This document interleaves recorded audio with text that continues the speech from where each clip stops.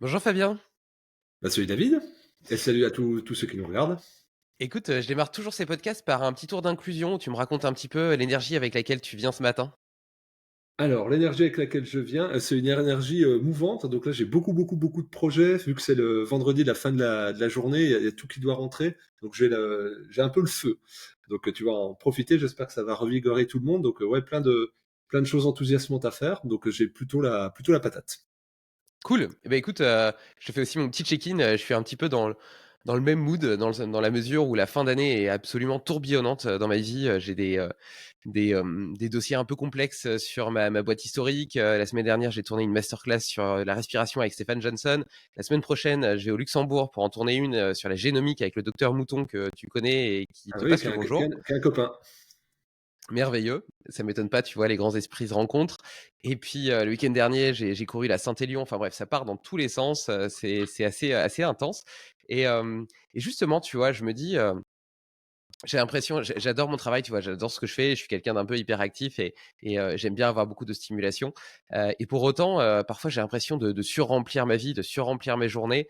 Et c'est un constat que je fais de façon un petit peu générale où, tu vois, on a construit des technologies a priori pour augmenter notre confort, pour diminuer la charge de travail, la pénibilité du travail. Et en réalité, on s'aperçoit qu'on travaille toujours plus, bien plus qu'avant en tout cas. Euh, de l'autre côté, on est saturé d'informations, de notifications, d'options, de choix. Tu vois, que ce soit vis-à-vis de nos perspectives professionnelles, des projets possibles, des choses à acheter. Même pour acheter un jean, aujourd'hui, ça devient difficile tellement il y a d'opportunités. On a de la nourriture à profusion qu'on n'a plus besoin de cultiver, qu'on n'a plus besoin de chasser. Enfin, voilà, j'ai l'impression. Et puis, tu vois, derrière, pour essayer de manager tout ça, on cherche des hacks. Ce podcast, Limitless Project, on est un témoin parce que sa genèse, c'était d'essayer de trouver comment on pouvait par la compréhension de la physiologie, être une meilleure machine, entre guillemets. J'utilise volontairement ce mot-là pour, euh, pour contextualiser mon propos. Et donc, on cherche à rajouter des choses, des hacks, des compléments alimentaires, etc. Alors que peut-être la solution, ce dont on a vraiment besoin, ça serait de vider, de faire une dopamine détox, d'arrêter de manger. Je sais que le jeûne est quelque chose qui t'est cher. Donc, qu'est-ce que tu en penses? Alors, moi, je réfléchis beaucoup à ça avec des amis qui sont philosophes ou médecins.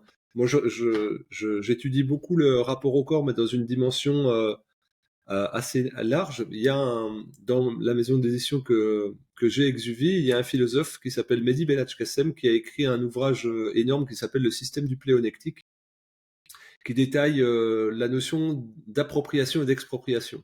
Et dans ce que tu détailles sur le critère technologique, beaucoup de choses qui nous sont proposées, si ce n'est imposées directement ou indirectement, relèvent de l'expropriation, c'est-à-dire l'intelligence artificielle ou tout ce qui va gérer nos emplois du temps, nos quotidiens. Ce sont des choses pour lesquelles on est capable de gérer, on est capable de faire.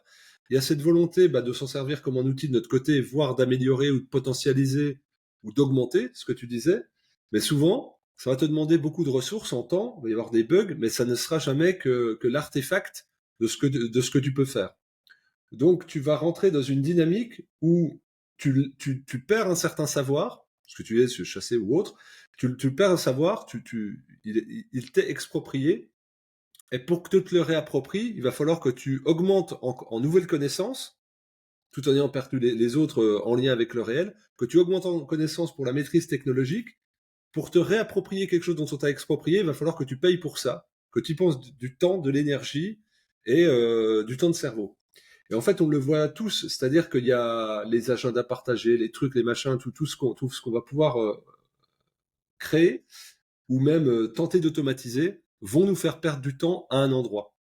Et que ce tentative de gain de productivité, en fait, elle se rapproche d'une efficience qui est un peu une course contre la montre perpétuelle et où on oublie que peut-être en étant centré, en étant dans la conscience, on pourrait faire moins de choses, mais des choses plus justes, plus alignées et pour le coup sans perte d'énergie. Et si on est dans un rendement de temps, des fois on va suroccuper, surinvestir des champs desquels on a été exproprié ou on s'est exproprié pour tenter d'avoir une remaîtrise tout en ayant perdu le savoir. Et pour la question alimentaire, c'est crucial. J'en parlais hier, tu vois, avec un ami, puis avec mon fils, qui a 10 ans, il me pose des questions sur l'alimentation. Pourquoi on fait ci, pourquoi on fait ça, pourquoi on mange comme ci. Alors, et tu te rends compte que on avait une maîtrise millénaire, ancestrale, qu'on a perdue en 2, 3 générations, et qui vont nous demander un temps de réappropriation énorme, où on va dépenser du temps en lecture, en vidéo, en documentaire, en recherche, en argent, en énergie, en expérience infructueuse pour réinventer la poudre. Typiquement la permaculture ou les régimes historiques. Le nombre d'heures que des centaines de milliers de personnes comme nous qui cherchent passent du temps à étudier la permaculture et à étudier le régime ancestral, alors que si tu pensais ton temps à méditer, à te relier à la nature, ou à parler aux anciens, tu obtiendrais les mêmes effets sans être passé par un artefact technologique. Et ça, c'est vraiment quelque chose qui est pour moi extrêmement important. Quand j'ai réfléchi à faire de la supervision sur des thérapeutes, c'était ça l'idée. C'était de dire, en fait, j'ai eu de la chance, moi j'ai rencontré des anciens, des vieux thérapeutes, tu vois, qui avaient au moins 80 ans, 75 ans, donc ils te font prendre des itinéraires bis. Et je me dis, cette évolution personnelle que j'aurais eue, d'apprentissage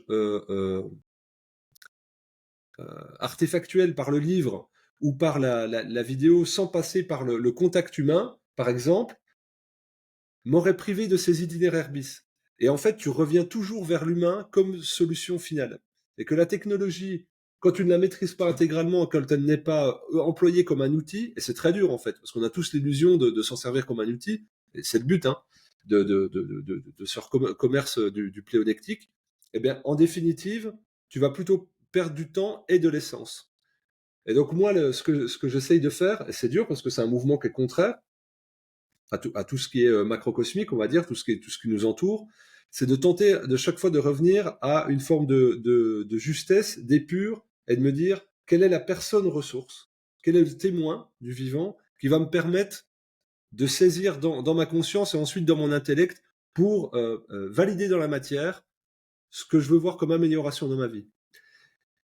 Et le mirage artefactuel, pour moi, est limité. Donc, c'est-à-dire que là, grâce à la technologie, on ne peut pas se rencontrer physiquement. On va utiliser la technologie, une webcam, un micro, une bande passante, et c'est très bien. Moi, pour faire des documentaires, je vais utiliser des caméras 6K, je vais utiliser des tables de montage, et c'est très bien. Mais à un moment donné, il faudra quand même que je fasse des conférences débats. À un moment donné, il faudra que je rencontre un directeur photo pour monter en compétence, et la technologie ne va pas me permettre de monter en compétence. Là, par exemple, tu as des outils d'intelligence artificielle inclus dans les logiciels de montage, ce qui peut te permettre de faire des montages. Moi, j'ai des bugs de son que je débug avec l'intelligence artificielle, c'est incroyable. Mais reste que ma sensibilité, celle que je veux faire passer en tant qu'humain, le prisme technologique ne peut pas le sentir. Donc cette recherche de temps gagné, d'efficience et de rendement, si je ne vois que ça comme une finalité, mais pas comme une intention, moi je peux m'y perdre. Donc je suis beaucoup dans cette réflexion-là, et évidemment dans le système de soins, avec toute l'imagerie médicale que tu vas avoir. Tu parlais de Georges Mouton, sur l'écosystème intestinal, il n'y a aucun relevé bactériologique qui va te faire une meilleure analyse que ce que peut faire Georges Mouton qui a 40 ans d'expertise, quoi. Donc, les deux, pied frein, pied accélérateur. Non, c'est super intéressant et notamment cette, cette reconnaissance du savoir ancestral, des anciens justement, tu vois? Je trouve qu'on a tendance à parquer, nos vieux, nos personnes âgées, dans des EHPAD, à les trouver comme à trouver que c'est plutôt un poids plutôt qu'une ressource et je trouve que c'est un petit peu l'image qui est véhiculée, par notre société. D'ailleurs, le simple concept de la retraite est, un concept qui suppose que une fois que tu as donné et que tu as travaillé et ben tu sers plus à rien et donc tu peux profiter un petit peu de la vie et puis, mourir tranquillement de ton côté, si possible sans trop faire de vagues. Et je trouve que justement la technologie est un catalyseur de cette perte de connexion à l'humain parce que tu as l'impression que tout ce qui est nouveau, tout ce qui est plus brillant, tu vois, un documentaire, etc., quelque chose qui est plus actuel, entre guillemets, aura une valeur en termes de connaissances, de savoir, de philosophie qui est beaucoup plus forte.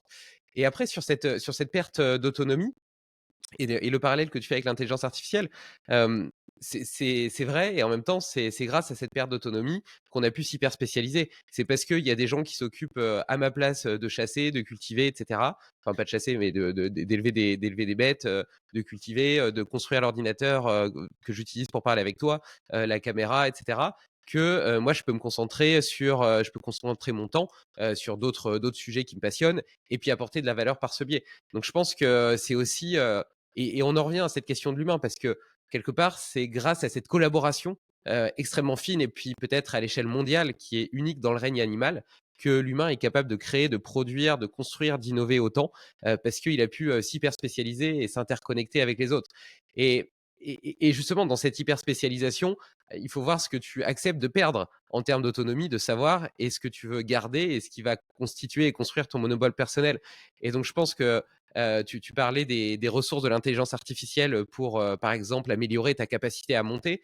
Je pense que si toi, tu es passionné par le contenu plus que par le contenant ou la forme, bah, probablement que c'est OK de déléguer ça à une IA. Mais par contre, si tu es un réalisateur, un producteur et que tu as vraiment une patte artistique et une sensibilité spécifique à ça, tu vas trouver que c'est un sacrilège de déléguer ça à une IA.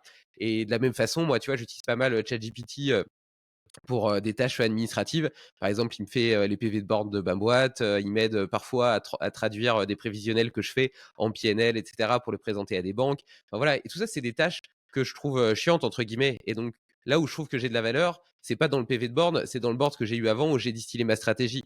Là où je trouve que j'ai de la valeur, c'est dans le prévisionnel que j'ai fait qui traduit une vision de l'avenir et une réflexion sur les prochaines étapes de développement de ma boîte, mais pas sur sa traduction en un PNL hyper bien structuré avec les amortissements, etc., qui est un langage comptable qui va seulement parler aux banquiers. Donc j'accepte de perdre ce savoir, de perdre cette connaissance, de perdre cette autonomie, parce que je considère qu'elle me permet de consacrer du temps à des choses qui me plaisent plus et sur lesquelles j'ai l'impression d'être aussi meilleur. Bah, en fait, là, dans ce que tu disais dans les bilans, là, tu es dans un langage entre guillemets machine. C'est-à-dire que tu es inclus dans un process où il va falloir que tu montres des tableaux d'amortissement, des prévisionnels, parce que et en fait, ça va être rationnellement audité. Ensuite, tu vas avoir ta capacité humaine à emmener les gens dans tes projets pour qu'ils aient confiance dedans. Mais tout ce qui est au départ, on est juste dans de la statistique, dans du chiffre, dans de l'algorithme. Donc là, évidemment, tu peux pousser le curseur jusqu'au bout. Et moi, je suis d'accord avec toi sur l'hyperspécialisation. C'est les gens que je supervise en santé, je dis, ben, en fait, notamment en naturopathie, il y a une erreur, c'est que tu as 10 outils. Tu as 10 techniques, tu as le massage, l'hydrothérapie, enfin tout ce qui est hydrologie, l'aromathérapie, la phytothérapie, l'alimentation, etc., etc. Bon, tu as 10 techniques.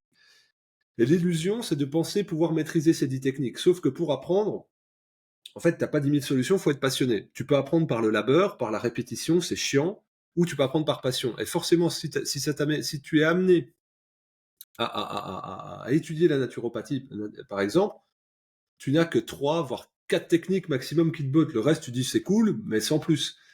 Et moi, c'est ce que j'ai fait directement. Moi, ça a été la respiration, l'alimentation et l'aspect détoxination et rapport au corps, on va dire thérapie manuelle qui m'a importé. Le reste, je l'ai étudié, mais je l'ai volontairement mis de côté de mon apprentissage pour mettre une énorme quantité d'énergie sur le domaine alimentaire et sur le jeûne, notamment. Vraiment très fort, c'était surreprésenté.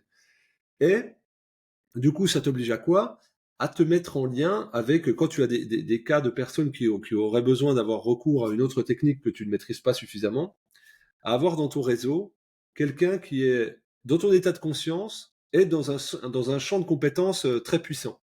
Et là, c'est pour ça que moi, mon credo aujourd'hui, c'est la santé intégrative, dans le sens où si tu mets ton ego de côté, tu reconnais que tu n'es pas bon partout et que tu as besoin d'une addition de subjectivité pour comprendre un environnement humain, c'est-à-dire le problème symptomatique d'une personne qui est beaucoup plus complexe que le nom de ce symptôme. Et que du coup, tu vas avoir un collège de praticiens. Et si en fait tu te regroupes par famille de conscience, c'est-à-dire, ben, moi j'ai la conscience qu'il faut aller vraiment sur la cause profonde de la maladie et pas justement sur la couche superficielle, d'améliorer son symptôme pour que ça soit supportable. C'est d'aller vraiment sur l'aspect causal. Si tu trouves autour de toi ces gens que c'est dynamique, eh bien en effet, ton hyper spécialisation, elle a un sens et tu peux te permettre à la fois d'avoir peur d'être insuffisant, tout en étant réjoui d'être en lien avec d'autres et puis de faire corps pour avoir une espèce de complétude, mais qui est infinie parce que tu ne cesses d'apprendre. Donc derrière ce que je disais, l'expropriation, ce que je voulais dire, c'est pas l'aspect que l'autre, enfin, c'est que ça ne devienne plus que propriété de la machine.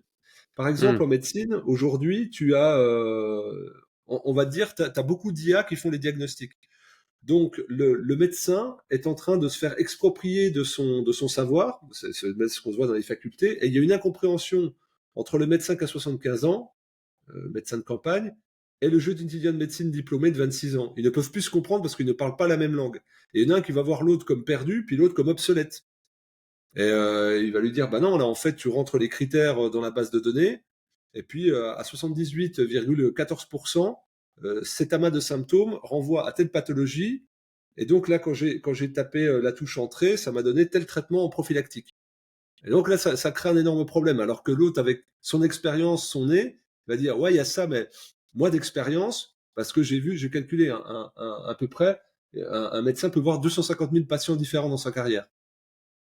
Et ben sur les 250 000 patients que j'ai vus, dans ma base de données interne, en fait, parfois, quand il y a ça, il y a aussi ça.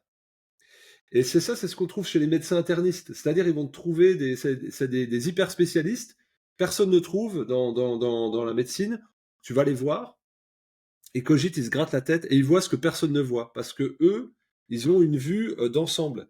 C'est un peu les grands sages de l'hôpital. Et moi, je pense qu'on a besoin de référentiels. Ça devrait être le maire, ça devrait être, oui, le grand ponte de l'hôpital. Ça devrait être le grand sage d'un mouvement comme celui de l'Hormèse ou comme tu vois, comme Maurice Debar l'était pour le froid ou comme Wim Hof l'est aussi. Enfin, bref, une espèce de référence où quand tu as un questionnement interne, quand tu as un doute, quand même le collectif n'arrive pas au consensus, tu as quelqu'un qui amène un savoir énorme qui ne peut pas être catalysé ou par un humain, difficilement par un groupe humain, là, qui s'appelle des disciples, et encore moins par une technologie. C'est plutôt dans ce sens-là où je voulais y aller. En fait, c'est cette, à la technologie va échapper cette espèce de subtil, cette espèce d'instinct, cette espèce d'intuition qui, à un moment donné, de la même façon que tu auras un banquier en face de toi, bah, écoutez, tous les voyants sont au rouge ou à l'orange pour votre projet, David, mais il y a un truc. Pour moi, il y a un truc dans l'air du temps, là, ça correspond. Et moi, je vais faire le forcing. Et j'ai droit à 2 jokers dans mon année pour prendre des risques avec ma direction. Et ben, moi, j'en mets un sur vous. Et moi, c'est ça que j'aime, en fait. C'est ce truc-là irrationnel, mais qui est fondé sur une intuition tellement forte qu'elle ne peut pas être fausse. Est-ce que tu vois ce que je veux dire? Ouais, je vois complètement ce que tu veux dire et d'ailleurs, c'est marrant parce que, tu vois, cette intuition, c'est quelque chose qui a toujours guidé ma vie d'entrepreneur, même si j'en ai jamais vraiment eu conscience. J'ai toujours pensé être quelqu'un d'extrêmement cartésien et pragmatique et puis de fonder mes décisions, sur, des choses factuelles et puis un plan stratégique. Alors qu'en réalité, tout ça était basé sur, justement, un ressenti, une vibration, une idée, une envie et aujourd'hui, j'ai décidé, consciemment d'écouter mon cœur, d'écouter mon intuition, d'écouter ce qui me fait vibrer. Et je trouve que la vie est beaucoup, beaucoup plus facile lorsqu'on fonctionne comme ça, parce que quelque part, il n'y a pas de mauvaise décision. Parce que en fait, tu es sûr d'être si tu es aligné, tu es sûr d'être sur le bon chemin et quoi qu'il se passe, que ce soit positif ou négatif, quelque part, c'est juste là pour te faire grandir et évoluer vers tes valeurs hautes. Donc ouais, ça me parle énormément et je trouve ça hyper intéressant et en même temps, dans les 2 exemples que tu cites, le jeune interne qui croit à fond à l'algorithmique et puis, l'autre, qui, justement est vachement connecté à son instinct parce qu'il a été, renforcé par des, 200 000, patients et donc, autant de petites mémoires sémantiques qui restent dans sa tête et qui peuvent s'allumer parce que le cerveau va voir une corrélation avec l'une ou l'autre, ce que la machine ne saura pas voir. Et ben, je trouve que des deux côtés, il y a un risque pour autant. Du côté du jeune interne, c'est d'avoir trop foi en la technologie, trop foi en l'algorithmique, trop foi en lui-même et en le fait qu'il a des connaissances qui viennent juste de sortir, tu vois, qui sont toutes fraîches et donc qui sont à la pointe de ce qui se fait. Et à l'inverse, du côté du médecin un peu plus ancien, c'est une forme d'immobilisme que je vois souvent malheureusement où justement dans cette hyper spécialisation, bah, tu as tendance à creuser, creuser, creuser dans ce que tu fais et à pas avoir suffisamment de flexibilité mentale pour t'ouvrir aux évolutions de la société, aux nouvelles recherches, aux nouvelles découvertes, aux nouvelles technologies, qui pour autant sont aussi pleines de promesses. Et c'est comme ça que tu te retrouves avec je sais pas, des médecins du sport à 60 ans qui te disent que si tu as une tendinite, il faut que tu fasses 2 mois d'arrêt complet, alors qu'aujourd'hui, on sait très bien que le corps et les tissus ont besoin de mouvement pour se réparer, etc. Enfin voilà, tu vois ce genre d'exemple. Mmh. Alors, tu vois, ça me ramène à un exemple très, très récent. Alors, moi, déjà, sur le fait de tendinite ou de douleur, moi, bon, on connaît Pierre Dufresne en commun, c'était très, très, très drôle. Je vais raconter donc une anecdote. J'ai eu une fracture de fatigue il y a 4 ans sur le plateau tibial, donc c'est extrêmement, extrêmement douloureux. Et donc, c'était opération et repos. C'était ce qui était recommandé unanimement, à 100%. Et moi, je ressentais mouvement.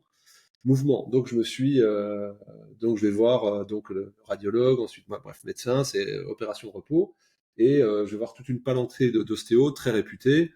Ils sont tous repos. Et moi, je sens mouvement. Donc je m'inscris à une salle de sport, ce que j'avais jamais fait, Basic Fit, hein, vraiment le low cost, mais à 4 minutes de chez moi. Et tous les jours, pendant 1 heure, je fais du vélo. Comme ça, je suis dans l'axe, tac, tac, tac, tac, tac, je fais ça. Et il y a un ostéo qui est excellent, 9 mois d'attente de rendez-vous vers chez moi, il touche mes fibres, il me dit, mais non, toi, tu as besoin de mouvement, en fait. Parce que dans ton particularisme, dans ta singularité physiologique, tu répares et tu cicatrises beaucoup plus dans le mouvement, et d'autres, ça sera sur l'exercice limité, voire le repos temporaire. Et donc je continue, je suis très content, quelqu'un qui m'écoute en plus. Parce que moi, je disais, j'ai besoin de mouvement, que les gens vont à contre-courant, donc ils peuvent éteindre ton intuition et la confiance que tu mets dans ton instinct. Il y a aussi ça dans la délégation aussi pas que de la technique, mais dans une autorité. Et une fois, Pierre Dufresne vient à la maison. Et donc, on va à la salle de sport. Et moi, je fais, tu sais, du hit bike, du fractionné. Et donc, je lui montrais. Et donc, lui, il me fait aller au-delà de mes limites. C'est le titre de ton podcast. Donc, au-delà des limites. Donc, Pierre Dufresne, tu vois, Lormez, même là-dessus. Je descends du vélo, je te jure, je tombe. De toute façon, Pierre, s'il tombe, je tombe dans l'allée. Je suis à 2 doigts de vomir, je suis en PLS. Tu vois, vraiment, il m'a poussé, mais comme un dingue. Et donc, je dis, mais je vais vraiment. Et lui, il était mort de rire, il croyait que je rigolais, mais je rigolais pas, moi. J'étais vraiment à la limite de vomir, donc je mets 10 minutes à récupérer. Je me relève, et là, pendant 3 jours, il est resté 3 jours à la maison, pendant 3 jours, plus aucune douleur dans la jambe. En fait, ça avait l'hyperactivité dans les tissus avait généré une détente et un effet antalgique.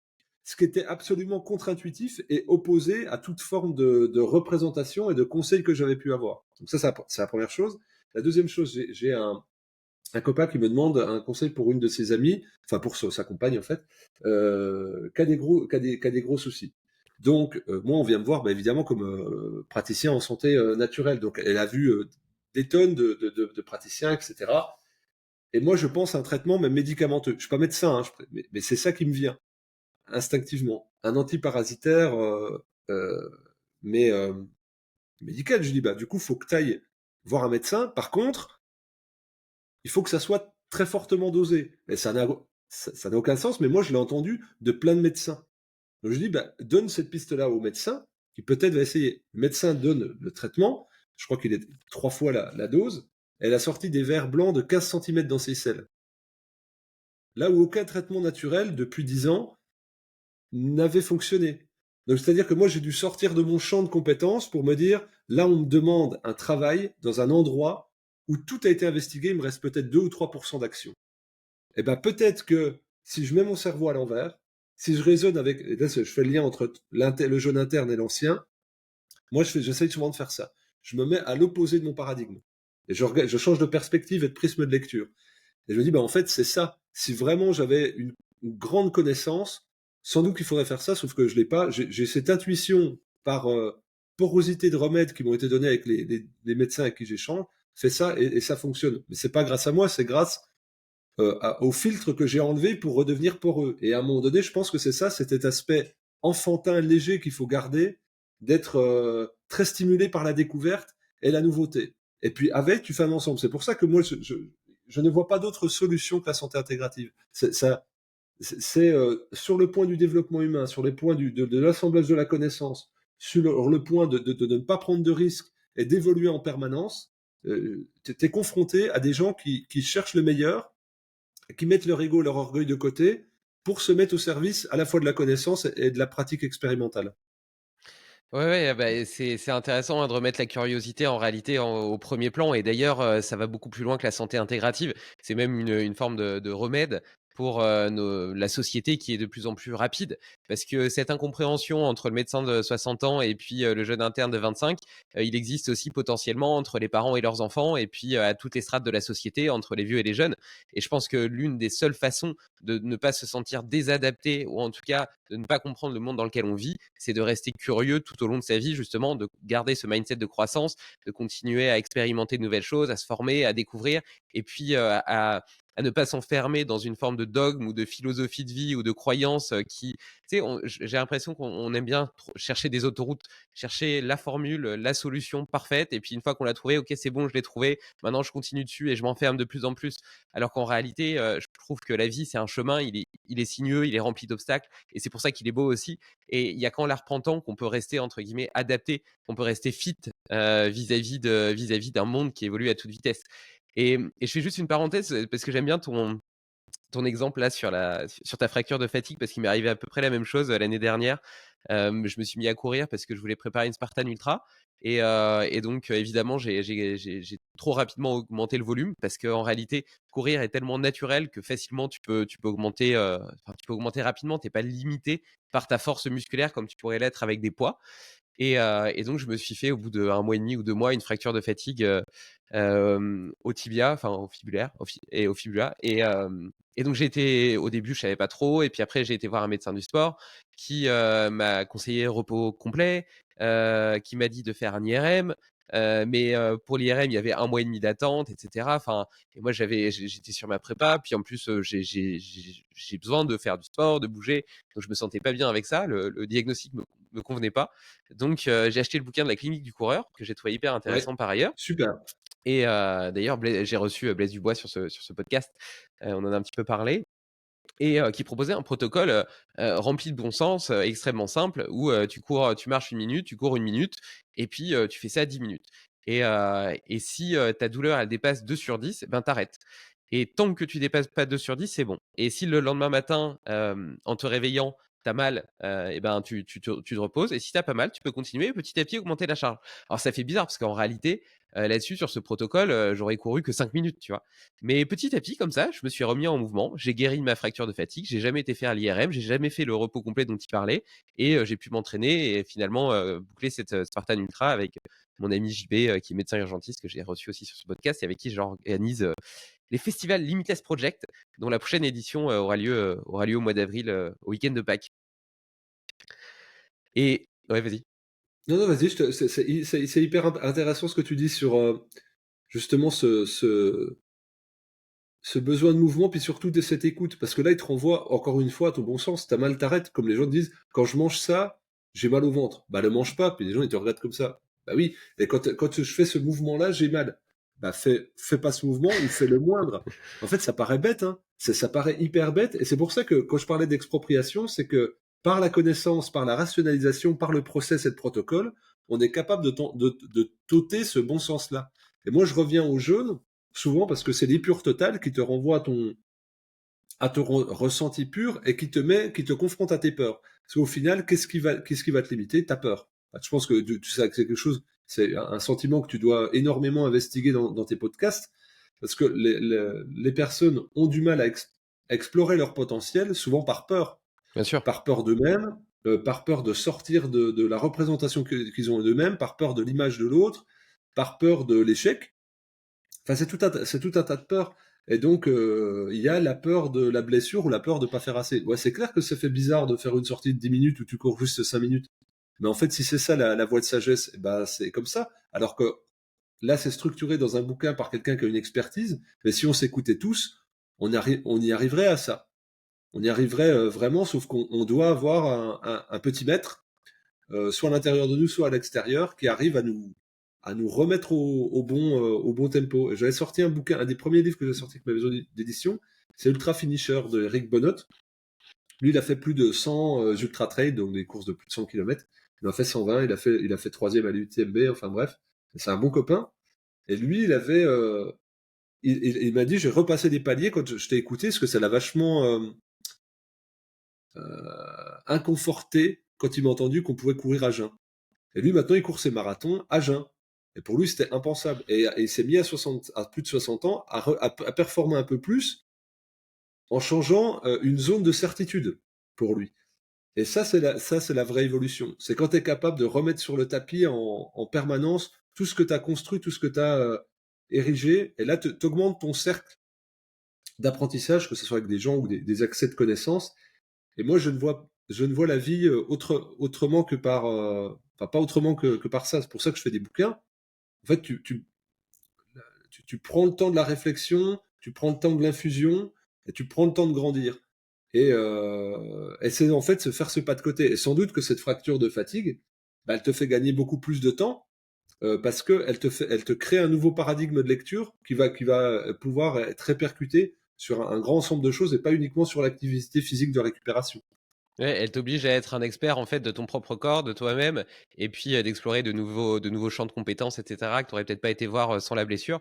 Et d'ailleurs, j'avais entendu une stat assez hallucinante qui montrait que les sportifs de très haut niveau, donc sportifs olympiques, champions du monde, etc., qui duraient le plus en réalité, c'est ceux qui s'étaient blessés Ouais. relativement tôt dans leur carrière parce que ça leur avait, déjà, ça les avait obligés à s'arrêter pendant une certaine durée, tu vois, et à se recentrer sur eux-mêmes, à revoir leur pratique, à revoir leur charge d'entraînement et revoir aussi peut-être ce management du stress. Parce qu'on pense au stress physique, mais on oublie peut-être toutes les autres formes de stress en fait qui viennent se cumuler et puis qui remplissent cette chasse d'eau, pour reprendre le modèle de Guillaume Millet, autour de ça.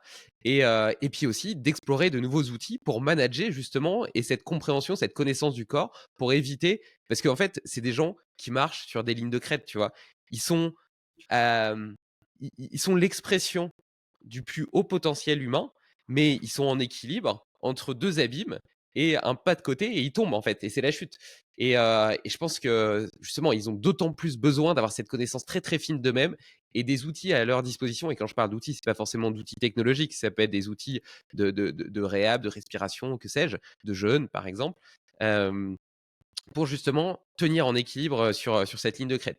Et bon, bah, puisque tu me tends la perche de cette relation entre le jeûne et le sport, je propose qu'on creuse un petit peu ce sujet parce que on entend des tas de choses vis-à-vis de ça. Donc déjà, tu parlais de courir à jeun, que ce serait un stress trop important pour le corps, que de faire que de faire du sport à jeun, on peut pas être performant, on peut pas être efficace. Et puis, tu as aussi ce problème dans l'endurance ou l'ultra-endurance de manger suffisamment de calories. Alors, si je rajoute un jeûne de 24 heures dans ma semaine ou que je fais du jeûne intermittent, comment est-ce qu'avec une fenêtre d'alimentation réduite, je peux réussir à combler les besoins de mon corps? Qu'est-ce que tu réponds à ça? En fait, c'est on ne fait pas assez confiance à enfin, on ne connaît pas assez notre corps, on ne lui fait pas assez confiance au niveau de nos ressentis. De manière tout à fait pragmatique, là, on est obligé de parler enfin, déjà de différencier des sports explosifs des sports d'endurance. Ce qui est explosif, le sprint, là, tu peux avoir, tu as une gestion différente des sucres de ce qu'est de l'endurance. Quand tu pratiques l'endurance, tu as une réserve de sucre, hein, le glycogène au niveau du foie. Donc, tu as à peu près, on va dire, une journée d'apport calorique. Donc, tu sais que si tu vas faire ton marathon, tu as de quoi faire. Tu vas taper dans tes réserves, tu vas courir 2h30, 3 heures, parce que là, on parle, on va dire 3 heures, hein, quelque chose de médian. Euh, et donc là, tu as tes calories. Par contre, si tu as peur, si tu as peur ou que tu ne connais pas ou que tu es dans le mimétisme de ton contexte, celui de course à pied ou de l'endurance, tu fais la pasta partie. Tu amènes des calories vides, donc des glucides et point, et basta, pasta, quoi. Et, et donc, du coup, tu auras un pic de glycémie et une chute de glycémie qui va arriver pendant ton effort physique. Par contre, si tu manges cétogène, donc c'est-à-dire uniquement des lipides et des protéines, avant, tu habitues déjà ton corps à fonctionner sur les graisses et non pas sur les sucres. Et au moment où tu as fini ton apport calorique, externe, tu vas basculer sur un processus qu'on appelle la néoglycogénèse. Donc la transformation des graisses en sucre, pour faire simple. Et ce processus-là, tu l'as déjà vécu avec ton alimentation cétogène. Et donc, ce qui fait que quand tu fais du sport à jeun, tu es dans un continuum de tes derniers jours de diète où tu étais en cétogène. Et donc, tu transformes tes réserves, euh, une fois que tu as pompé ton glycogène, tes réserves de graisse en sucre. Et en fait, c'est absolument linéaire pour le corps. C'est le même processus qui se passe en jeûne. Les jeunes disent, bah, comment tu as de l'énergie? Tu as de l'énergie par deux choses, tes graisses et ton repos.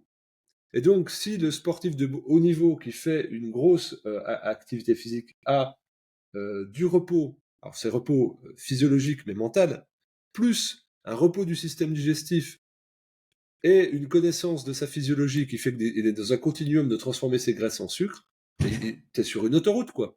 Et moi, j'ai travaillé avec des champions, hein, champions d'Europe d'apnée, gardienne d'équipe de France de sport collectif de très haut niveau, champion d'Afrique de football. Enfin, voilà, j'ai vraiment avec des très hauts sportifs. Et tu voyais les points de blocage, les points de peur, et où ils étaient tellement rationnels sur le fait d'anticiper, et que l'alimentation venait comme un doudou affectif, plus que sur un apport calorique. Il faut que j'ai ça, sinon il va y avoir ça. Il faut que j'ai ma petite dose de sucre en gel au 17,4 km. Sinon, je vais faire une hypo et puis je vais devoir m'arrêter sur le bord de la route. Et ça pourrait arriver, parce que sa tête pourrait le programmer pour ça.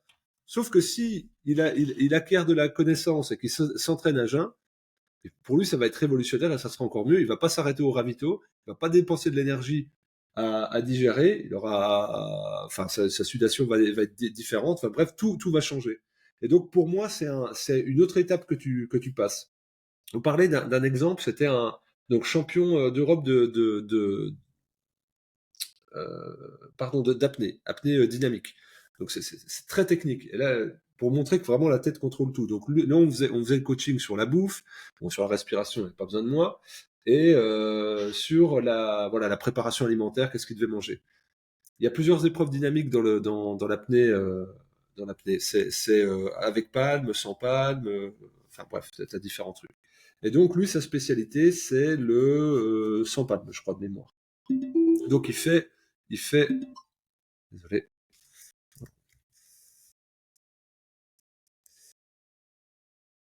Euh, Attends, tu pourras faire un montage? Normalement, c'est no cut, mais c'est pas grave. Ah d'accord, ok. Bon bah désolé, parce que là on a essayé de désolé. Euh, et donc du coup lui il se met vraiment dans quelque chose qui est très efficient et ce programme et il doit être champion de France. Pour les champions de France, c'est sûr qu'il va être champion de France. Il se met une grosse pression, il gère son alimentation comme un dingue, il fait huitième. Donc c'est-à-dire classement mais nul. Enfin pour lui c'est impensable. Il pensait même pas ne pas être premier. Et donc, du coup, le lendemain, il a la compétition pour laquelle il est moins bon, c'est-à-dire avec ou sans palme, enfin l'inverse. Le soir au restaurant, il se bouffe une énorme côte de bœuf et frites, plus il prend 2 fois des profiteroles au chocolat. Donc en gros, bah, j'ai perdu, ma compétition elle est à chier, donc je laisse tomber, quoi. Tu sais, puis le dégoût, plus bah, l'auto-sabotage, enfin tout le truc qu'on connaît, quoi. Le lendemain, il gagne. Paf. Et donc, on redébriefe dessus. Ben, du coup, je sais quelle est la chose la plus importante? Bah, le lâcher prise mental. C'est-à-dire qu'il s'était tellement mis la pression la veille pour la compétition et les terroirs que bah, il a s'est foiré parce qu'il a limité ses capacités en se mettant trop la pression. Et le lendemain, il était tellement relâché en disant bah, de toute façon c'est foutu, puis j'ai mal bouffé, puis c'est là où je suis nul, puis si j'ai fait huitième, et paf, il a pété tout le monde. Et pour revenir sur les sportifs de haut niveau, moi j'ai beaucoup regardé, je suis un grand fan de foot, c'est pour ça que j'en ai dit aussi, puis que j'y joue encore. Et en fait, j'avais regardé ceux qui avaient des carrières courtes, ceux qui avaient des carrières longues. J'ai remarqué que ceux qui avaient des carrières très courtes, souvent avaient commencé le très haut niveau très jeune. Donc, ils n'avaient pas encore fini leur maturité de croissance. Ils n'avaient pas été accompagnés pédagogiquement, comme on le voit avec beaucoup de jeunes qui sont cramés. Et là, on voit bah, la petite pépite de l'Espagne, Gavi. Tout le monde disait il y a 2 ans, ouais, c'est incroyable, c'est le joueur qui a fait le plus de matchs au monde. Il a fait 68 matchs cette saison, c'est fantastique, c'est vraiment le truc. Et là, il prend un an de blessure. 2 ans après, bah, c'est logique. Son corps est à peine en formation, on le traite comme quelqu'un qui a une maturité physiologique à 27-28 ans. Et on lui a mis des entraînements de très haute intensité pour ne sortait pas dans les matchs. Et ceux qui duraient très longtemps. Et très souvent, il y avait une blessure longue, d'au moins 6 mois, une fracture. Ce qui en fait, tu dois régénérer ta fracture osseuse, mais en fait, c'est l'ensemble de ton corps que tu régénères, c'est l'ensemble de ton esprit que tu régénères. Tu sors du mode compétition, donc c'est-à-dire stress chronique, tu ne voyages plus, tu te ressens sur ta famille, tes besoins, tu vas être dans un peu de ludique. Et tu te mets en perspective. Tu te dis, maintenant, ce milieu-là, il est quand même vachement superficiel. Puis c'est pas mes amis, c'est mes collègues de travail. Je suis avec eux 24 heures sur 24, 7 jours sur 7 en déplacement. Tu recrées un autre cercle et tu te crées un équilibre, une harmonie que tu n'aurais pas pu avoir en étant au cœur de la machine. Et puis tu as les personnes que j'appelle exceptionnelles qui, elles, durent sans blessure, comme Cristiano Ronaldo. Parce que si tu regardes comment il gère sa santé, il est méticuleux dans tout. C'est-à-dire que le gars va te dire, bah moi j'ai pris le spécialiste du sommeil. Il me dit, il faut pas dormir 8 ou 9 heures. Il faut faire des séquences de cycle complet d'1 heure et demie, mais 5-6 fois dans la journée. Donc lui, il dort 1 heure et demie, il se réveille, il fait ses affaires, il se recouche 1 heure et demie, et il fait ça plusieurs fois dans la journée. Il connaît parfaitement le jeûne, il connaît le jeûne intermittent, il dit, bah ouais, c'est pour ça qu'il y avait un truc très célèbre où on le voit, il prend Coca, Coca, je sais pas si tu avais vu Mais ça, si, ouais. t'as Coca qui plonge, qui perd 7% le lendemain, enfin, incroyable. Magnifique. Parce que le mec, il dit non, moi, je veux pas être associé à ça parce que je suis tellement focalisé sur maîtriser mon corps et comme tu disais, comme une machine, entre guillemets, que je peux pas me permettre ça. Et si tu regardes, il est jamais blessé. À part un gros tacle, il n'a jamais de blessure musculaire, il a jamais les tendons, les ligaments, ça tient. Il a 38 ans, il est toujours au top. Bon, après, moi, je vais pas, dans l'équation pour mettre le dopage. Peu importe. Moi, je veux dire, bah, de toute façon, tout le monde pourrait y être. Donc, je sors ça de l'équation, en me disant, ce mec-là investit. Je suis pas grand fan, mais objectivement, il n'est pas blessé, il est sur la durée. Et donc, pour moi, tu as ça, tu as la blessure, avec tout le contexte globalisant en dehors du repos physiologique, l'étude du corps poussée, où vraiment tu surdétailles, ou alors bah, le fait d'être médian. Et en fait, tu regardes que ta qualité technique intrinsèque par rapport à ton activité, bah, c'est pas ce qui est le plus important. C'est comment tu vas travailler autour pour potentialiser à fond, en définitive. Et quelqu'un comme Ronaldinho, qui avait sans doute plus de talent technique qu'un Cristiano Ronaldo, bah, une carrière finalement très courte de 4-5 ans, parce qu'il a une hygiène de vie absolument dégueulasse. Et moi, j'aime beaucoup ça, en fait. Et ça me sert de support pédagogique, parce que ce sont des personnages médiatiques qui sont connus dans le monde entier, et dont tu peux dresser des choses. Et d'ailleurs, tu le vois que c'est un petit peu le secret maintenant des sportifs de très haut niveau de ne pas parler de leur diète. Parce ils ont trouvé leur truc, ils veulent pas le partager parce que, évidemment, d'un point de vue concurrentiel, ça se fait pas. Mais ils ont tous leur coach nutritionnel et ils se battent pour avoir les meilleurs et ils prennent tous des coachs en dehors des coachs qu'ils ont déjà, qui sont fournis par leur club en général, si on parle football. Je te parlais tout à l'heure de Guillaume Millet qui a mis au point un concept, le concept de la chasse d'eau. Et donc, en gros, l'idée, c'est que à chaque fois que tu rajoutes du stress, donc ça peut être un stress physique lié à une activité physique ou bien du stress émotionnel, un manque de sommeil, etc., et ben, tu as comme une chasse d'eau dans ton cerveau qui se remplit. Et donc, le cerveau garde toujours une petite zone de sécurité. Et au bout d'un moment, lorsqu'elle est atteinte, il coupe l'effort. Et donc, c'est ça qui fait que tu t'arrêtes, que la performance s'arrête. Donc, il y a plusieurs stratégies pour éviter, pour améliorer la performance, c'est soit diminuer cette zone de réserve, soit diminuer le débit de remplissage de la chasse d'eau, soit partir avec une cuve vide. Et là, en fait, ce que tu me partages vis-à-vis des exemples que tu m'as donnés avec ton apnéiste qui s'est lâché lors de son repas parce qu'il pensait que tout était foutu, ou bien ces sportifs qui se sont blessés et qui pendant 5 mois, 6 mois ont pu se recentrer sur eux-mêmes et donc sur leur famille, sur les choses qui étaient vraiment importantes et diminuer leur stress mental, c'est qu'ils arrivent du coup à vider cette cuve. J'en viens à la question suivante. Comment est-ce que toi tu te régénères Justement, on l'a dit tout à l'heure, on fait plein de choses, on est des gens passionnés, tu as tes maisons d'édition à Exuvie, tu donnes des cours, tu fais des congrès, tu accompagnes des gens dans le jeûne. Enfin bref, tu as plein de casquettes comme moi. Comment est-ce que dans tout ça, justement, tu te régénères? Alors, en jouant avec mon fils, beaucoup. C'est-à-dire, là, en ce moment, on joue aux fléchettes. Ça fait plusieurs semaines. Tu sais, quand t'es gosse, t'as des monomanies ponctuelles. Donc lui, c'est fléchette, fléchette, fléchette. Donc, bah, on fait il rentre de l'école, il jette le sac et clac, on fait des fléchettes là-dessus. Et donc, je me relie beaucoup à l'instant enfantin de mon fils. Et donc ça c'est la première chose. La musique, beaucoup de la musique, mais qui n'est pas qui est très aérienne, dans laquelle je peux me diluer, et le souffle. C'est vraiment le souffle, moi, qui et on va dire tout ce qui est création, écriture. Donc j'écris beaucoup. La réalisation de documentaires m'aère au moment de l'écriture, mais après je m'y perds parce que ça devient trop technique. Il y a de la technologie qui rentre en jeu, mais moi C'est surtout ces 3 choses-là. Je peux plus faire de sport parce que justement, j'ai les reliquats de cette fracture de fatigue qui sont très forts, qui étaient sont venus sur une jambe blessée. Donc moi, je courais. J'étais beaucoup dans le mouvement de la course à pied. Pour moi, c'est un mouvement naturel que je trouve exceptionnel. Donc je fais d'autres choses, mais ça ne me nourrit plus comme j'avais cet espace nourricier. Donc là, je suis plutôt dans la posture, dans l'étirement, dans une espèce de choses comme ça. Donc ça va être grosso modo le jeu avec mon fils, la relaxation en musique et le souffle.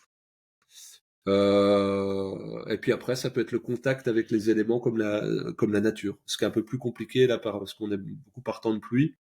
Donc je vais surinvestir un peu ailleurs. Et donc l'élan créatif, artistique, j'ai besoin de créer. Et d'ailleurs, j'avais partagé avec les équipes avec qui je travaille, j'avais dit là, je vais très mal parce que je ne crée plus. Il faut que je délègue encore plus pour revenir dans la création, sinon ça, je vais casser en fait, je vais rompre. Et vous le voyez déjà sur mon tempérament, je suis pas moi, parce que ce point d'équilibre, je ne l'ai plus, parce que je ne suis plus créatif. J'accepte d'être dans l'opérationnel pour être créatif. L'opérationnel est au service de la créativité pour moi.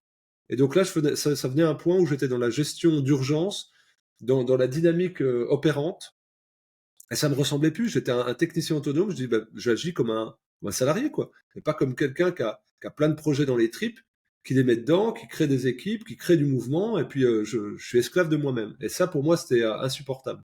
Donc du coup, j'ai tout rechangé, j'ai changé les paramètres, et donc là, je suis dans une zone intermédiaire, mais rien que de l'avoir posé, ça va mieux.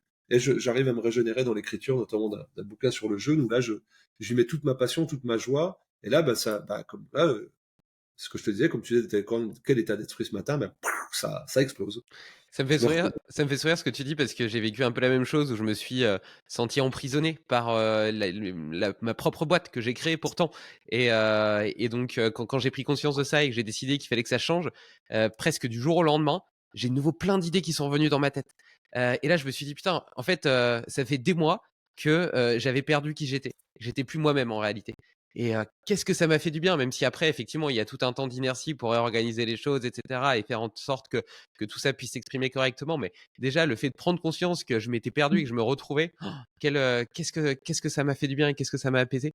Euh, Bah, la prise de conscience, je dirais, et la décision, parce qu'il y a des gens qui vont être dans la prise de conscience, mais qui ne vont pas changer, qui vont être juste, bah ouais, je suis conscient que c'est pas bien, mais t'arrives pas à basculer en mode solution. Et ouais, en fait, t'es juste dans le constat, dans l'analyse, voire la sidération, et puis t'es comme ça, t'es figé. Et moi, j'ai eu besoin de signaux extérieurs pour basculer en mode solution. Donc là, c'est des gens qui m'ont dit, bah là, ça va pas, quoi. Change. Et puis toi, tu tiens le truc, tu tiens déjà la barre, t'es tendu, et donc pour changer, il faut que tu réamorces, sauf que ton mouvement, il est pas fluide. Et moi, j'ai eu besoin d'un stimuli extérieur. Il y a eu l'état des lieux que j'ai pu faire par moi-même, et il y a eu à un moment donné une étape de deuil, en fait. Moi, ça passe par étape de deuil souvent. C'est-à-dire que tu vois, tu sais, en fait, c'est les gens qui ne créent pas de projet ne peuvent pas sentir. Mais en fait, quand tu es dans cette situation-là, enfin, je sais pas toi comment tu le vis, moi, c'est quand même un échec. Enfin, non, c'est l'illusion d'un sentiment d'échec. Donc, du coup, tu dois faire le deuil d'une non-réalisation espérée pour pouvoir basculer dans un autre processus créatif. Moi, ça passe toujours par ça. C'est pas que l'attente était trop haute, c'est qu'en fait, la direction que tu as choisie, à un moment donné, t'amène ailleurs. Mais donc, ce revirement-là, c'est presque comme un échec de la piste initiale, alors que normalement, on devrait être dans un mouvement fluide comme ça, sauf que c'est pas, la vie n'est pas aussi harmonieuse que ça quand on l'est harmonieux, enfin intérieurement. Et donc moi, il a fallu de dire non, c'est pas un échec. Par contre, c'est un deuil. Et donc là, je suis rebasculé en mode solution. Et il y a, comme toi, les projets ont foisonné alors que j'étais plutôt à ralentir, mais que ça se passe très bien par l'état d'esprit et grâce au stimuli extérieur. Je sais pas, j'aimerais bien avoir là, c'est moi qui te pose une question, mais est-ce que toi, euh, quand tu bascules en mode solution autre, est-ce que ça vient de toi ou est-ce que ça vient d'un stimuli extérieur à un moment donné qui amène un déclencheur? non, en l'occurrence, ça venait de moi. Alors, tu vois, j'allais dire tout à l'heure, tu parlais des peurs. Effectivement, on en a plein, la peur de manquer, la peur de pas être aimé, de pas être reconnu et cetera et ça a tendance à nous paralyser. Alors moi, j'ai une façon de les désamorcer qui est, de prendre rapidement des décisions et de construire le plan après. Je m'engage et après, je réfléchis au plan et je fais confiance au chemin. Et pour autant, j'ai beau dire ça, et ben, vis-à-vis de cet état de fait et du fait que ma position et cetera me convenait plus, j'ai pas été capable, justement de passer à la décision et à l'exécution aussi rapidement. Et donc en réalité, je vois tout à fait ce que tu veux dire parce qu'il y a eu, toute une période de dualité où, coexistait le moi fantasmé, celui vers lequel je voulais aller, où je sentais que je devais aller et puis le moi actuel, qui était totalement intriqué avec ma personnalité, avec ce moment, avec ce contexte et dont je pensais, être prisonnier. Et donc, je voyais pas de solution. Je voyais pas comment passer de l'un à l'autre. Et donc il y a eu et donc tout ça, ça crée beaucoup de tension parce que tu as quand même les 2 qui se battent à l'intérieur de toi, ton envie et la réalité. Et donc, j'ai supporté, cette tension pendant plusieurs semaines, plusieurs mois, jusqu'à un moment où, elle était, peut-être trop importante et en fait, je te dis des bêtises parce que tu m'as demandé: «Est-ce que c'est venu de l'extérieur?» Et donc il y avait déjà cette tension préexistante, mais j'ai fait un call avec Nicolas Aignan, qui est, quelqu'un que j'ai reçu sur le podcast qui m'inspire beaucoup et justement, d'où vient cette idée des check-in, au début de podcast et des check-out qu'on fera à la fin. Et donc, je lui fais mon petit check-in et puis je lui parle un petit peu de cet état de tension et puis, et lui, il me fait le sien et en fait, il a l'air tellement bien, tellement aligné avec lui-même, avec ce qu'il fait et cetera, ça rayonne, tu vois? Et je me dis, «Non mais je me plante quoi, je me mens à moi-même, c'est pas je peux pas continuer comme ça, moi c'est ça que je veux, c'est ça que je veux», tu vois? Et puis il me pose une question conne et il me dit, il me dit 2 trucs. Il me dit: «Tu sais, les gens comme nous et cetera, on a facile à s'engager, on a facile dans le commitment, mais on a beaucoup de mal à se désengager». Donc déjà, le fait de prendre conscience de ça et d'avoir l'impression d'être compris, ça m'a aidé. Et la deuxième chose, il m'a dit: «Qu'est-ce que tu dois changer dans ta vie pour que ce soit du kiff tous les jours? Dans ton travail pour que ce soit du kiff tous les jours?» Et heu et c'est vrai que j'avais jamais vu les choses sous cet angle. C'est une question conne, hein, mais j'avais jamais vu les choses sous cet angle. Et le fait de me poser la question m'a tout de suite amené à me dire: «OK, en fait, la façon dont je travaille aujourd'hui, dont je vis aujourd'hui me convient pas. Maintenant, il faut que je trouve une solution». Et le fait d'ouvrir cette porte, parce qu'avant je me disais: «Ça va pas, mais il y a pas de solution. Je tiens bon, je serre les dents jusqu'à ce que je vende ma boîte et cetera». Et tandis que là, j'avais pas la solution, mais j'ai ouvert la porte. Et le fait d'ouvrir la porte, la nuit, j'ai pas dormi de la nuit. Il y a plein de trucs qui sont arrivés dans ma tête et je me suis dit: «Bon, bah, je sais pas comment, mais j'ai trouvé une solution». Et en fait, petit à petit, bah, j'en ai parlé à mes associés. Après, un peu plus tard, j'ai réorganisé ma boîte. Après, j'en ai parlé à mes investisseurs et ainsi de suite. Et au final, voilà, c'est un processus qui a mis du temps. Mais dès que j'ai ouvert la porte, dès que je me suis permis, d'envisager, une autre solution et que j'ai pris conscience du fait que ça m'allait vraiment pas, et ben, les choses se sont fait petit à petit naturellement. Ah, je vois ce que tu veux dire. Moi, c'est cet état d'esprit, comme tu dis, du stimuli extérieur à un moment donné qui vient à un instant T. Peut-être qu'on te pose la question 2 semaines avant, tu peux pas l'entendre. Ouais, c'est ça. C'est-à-dire la synergie du stimuli extérieur et de l'activité interne que tu as, qui à un moment donné crée une étincelle. Il y a des choses, moi, qu'on m'a dit, qu'on participé à des prises de conscience, qu'on m'avait déjà dites, que j'avais déjà entendues, que j'avais déjà ruminées. Mais au moment où ça a été exprimé, la façon dont ça a été exprimé, par qui ça a été exprimé, c'est venu faire mouche. Et moi, c'est pour ça que la mise en lien, pour moi, est essentielle. C'est-à-dire que tu ne peux pas grandir sans l'autre. C'est-à-dire, des fois, tu te dis, ouais, il s'est fait tout seul, tout. C'est pas possible, en fait. Parce qu'à un moment donné, tu auras la confrontation d'un état d'être, et des fois, juste sur un regard, tu vas obliquer. Juste sur une expression de visage de quelqu'un, tu vas changer.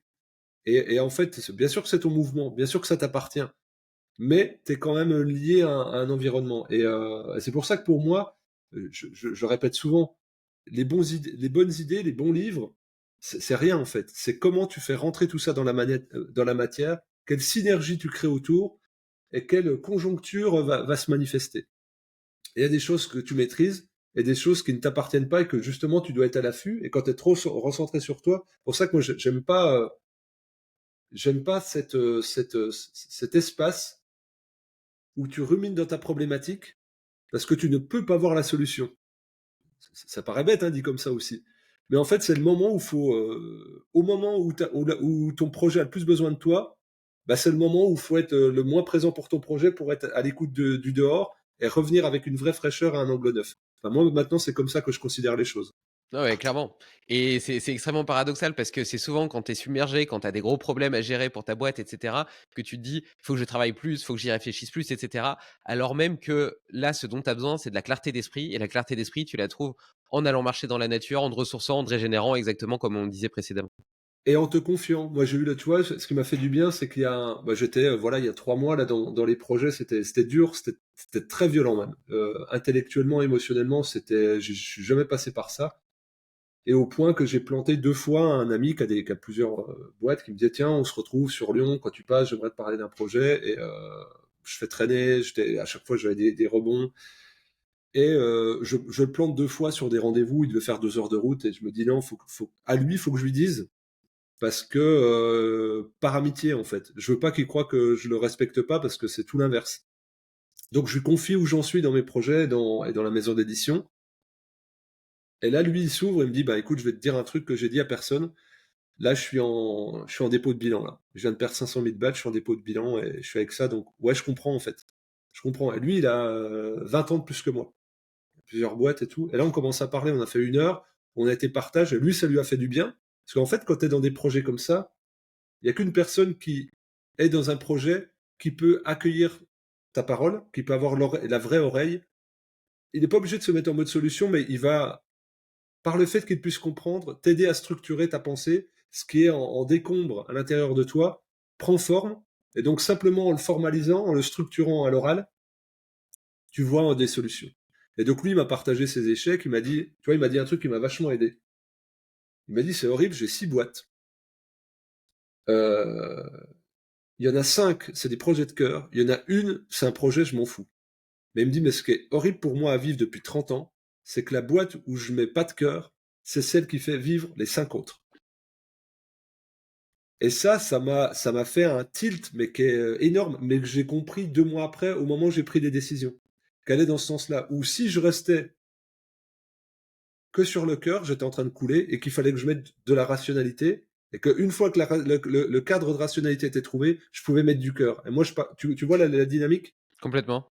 Et moi, mon cerveau était pas prêt pour ça, mais le fait qu'il soit épanché à la fois techniquement et humainement et que je le connaisse en tant qu'humain, je dis ah ouais, et on en revient à la sagesse, à quelqu'un qui est plus expérimenté que toi, ce qu'on disait tout à l'heure. Et il m'a amené à quelque chose de très puissant, c'est en gros, sois pragmatique. Moi, ça me fait chier au quotidien d'avoir cette boîte, mais elle me rapporte des millions. Et là, je suis à perte là, mais je m'éclate et je suis trop heureux. Et en fait, j'ai créé un écosystème qui est vivant où ça tient et moi, je suis heureux. Et là, j'ai perdu 500 000, je dépose le bilan. Conjoncturellement, je pourrais rien faire, je pouvais pas lutter. C'était des trucs, c'était mon éthique. Ça a pas tenu par rapport à un contexte. Bon, bah, ça me fait mal, c'est douloureux, mais grâce à cette boîte dans laquelle je mets pas de cœur, et ben, ça met pas en péril les 4 autres. Et donc, il y avait à la fois du pragmatisme, à la fois du désabus, mais un désabus qui est beaucoup plus grand que ce qu'il avait construit lui, qui est presque un regard sur la vie. Il y a des fois, tu dois aller, il y a des fois, tu œuvres, c'est-à-dire avec le cœur, avec l'intention, puis il y a des fois, tu es dans une forme de labeur, et c'est d'arriver à te mettre au service de ce labeur-là pour y trouver de la conscience et une voie de sagesse. Et moi, c'est ça que je suis en train de découvrir, euh, de, de faire des choses qui, a priori, n'étaient pas la zone d'expression de mon cœur, mais que, en fait, je peux y mettre du cœur et que ça, dans cet écosystème, ça fait un sens complet et que c'est une pierre fondamentale pour la base de la structure que je suis en train d'ériger. Bon Fabien, ça me va pas du tout ce que tu me dis là, parce que parce que moi, à l'inverse, tu vois, ça fait 10 ans, enfin même plus que je suis entrepreneur. J'ai toujours créé des boîtes et plutôt par opportunité, par envie, ambition, etc. Et maintenant, je suis plutôt sur ce switch vers le cœur justement.